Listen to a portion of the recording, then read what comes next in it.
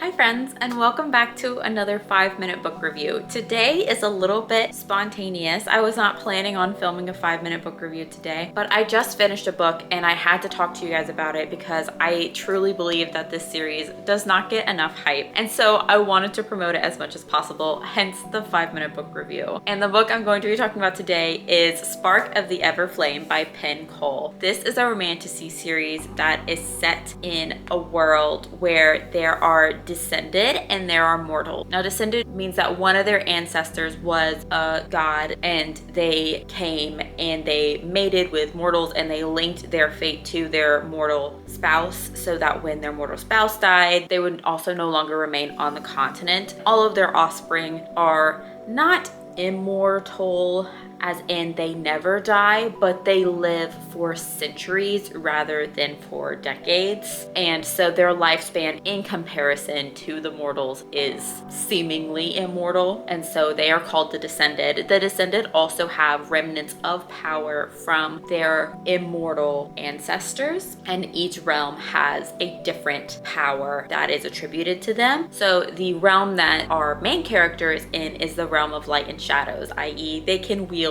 shadows and they can wield orbs of light to do their bidding. Now, our main character, her name is Diem, and she is a mortal. She is a mortal healer, and her mother is a mortal healer. And right at the beginning of the book, her mother goes missing, and Diem is obviously devastated by this, and her stepbrother and her stepfather are devastated as well, for all of them were very, very close. And Diem has been completely segregated from the Descended as much as possible. Her mother doesn't want her to have anything to do with them. But once her mother disappears, Diem starts slowly inching her way into being able to be a healer for the Descended as well as for the mortals. And so she starts to learn more about these people and what it means. And it kind of follows her journey from not knowing anything really about herself and all the secrets that her family has all the way through the end of the book. This book was such a breath of fresh air. I mean, it definitely has its moments where you're like, yes, this is kind of a classic romantasy, but this fantasy series to me was a breath of fresh air, not only in how the main female character doesn't necessarily go through this big, like, I have to get stronger and I have to prove I'm as tough as one of the boys kind of sequence,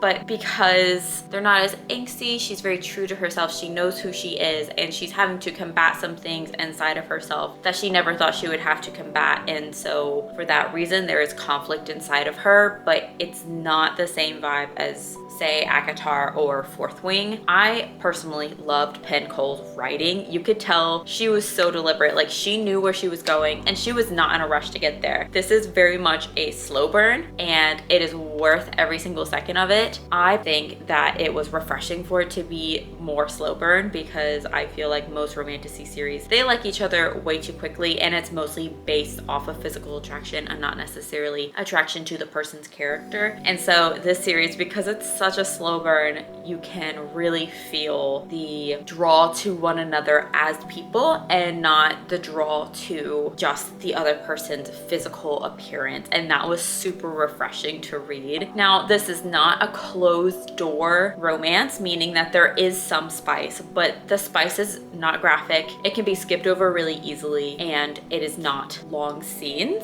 And going back to Penn Cole's writing for a minute, the way that she phrases things and the way that she develops her characters, it just felt so smooth and very intentional, and I have full trust in her as an author to bring this story to an end that is going to feel complete and whole and like it had this purpose from the very beginning and that it was not pieced together at all. Like before she even sat down to write Spark of the Everflame, that she knew what the ending was going to be and how she was going to get there. And so I'm super excited to continue this series. Now, the last book in the series is not out yet. It does not come out till 2026, but I would still highly, highly recommend that you look into this book. The first 3 books are currently on Kindle Kindle Unlimited. So if you would like to try them out, then that is definitely an option. I personally listened to the audiobooks, and that was part of the reason why I fell in love with the series. And then on top of that, on top of everything I've already said, there was the vibe and the feel of the book. My entire emotional self and well-being was completely tied to this book. I was completely sucked in. The vibe was so consistent and so immaculate. Like, she pulled me in all the time. She made things interesting throughout the book with no info dumping, so that everything felt engaging and that I wanted to know more about those situations throughout the book, and I never really got bored. I rated all the books that I have read so far in this series 5 stars, and that is because they left me with this particular feeling that I have about the series, and when I envision the series as a whole, this is the feeling that comes to mind. And that is, in my opinion, one of the best feelings in the world as a reader. When you look at a set of books or you are talking about a particular story, that it takes you back to the feeling that you had when you were reading that book or that series, and that those feelings were intertwined with the grief and the excitement that you had throughout the different parts of the story, but they all wove together to create one particular vibe. That is one of my favorite feelings in the world, and this series definitely had that for me. So if you have a chance to pick up Spark of the Everflame, I highly recommend that you do it, and let me know in the comments if you have read this book and how you liked it. And if you have not read this book, let me know in the comments if you are thinking about picking it up. Thank you so much for watching. I hope you guys have a wonderful week, and I will see you guys next time.